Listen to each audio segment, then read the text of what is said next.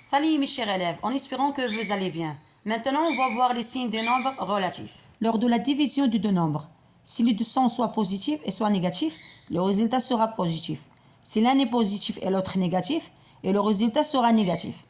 Voici la règle de base. Positif divisé positif est égal à positif. Négatif divisé négatif est égal à positif. Positif divisé négatif est égal à positif. Négatif divisé positif est égal à négatif. En multiplication, les règles sont similaires à celles de la division.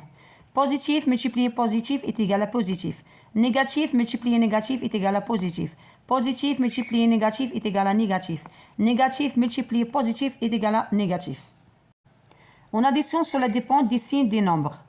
Si les deux nombres sont positifs, le résultat sera positif. Si les deux nombres sont négatifs, le résultat sera négatif. Si l'un des nombres est positif et l'autre négatif, et le résultat dépendent de la valeur absolue de chaque nombre. On soustrait la plus petite valeur de la plus grande et le résultat prend le signe du monde ayant la plus grande valeur absolue. Si les deux nombres sont positifs, on soustrait simplement le deuxième du premier. Si les deux nombres sont négatifs, on soustrait le deuxième du premier et on garde le signe négatif.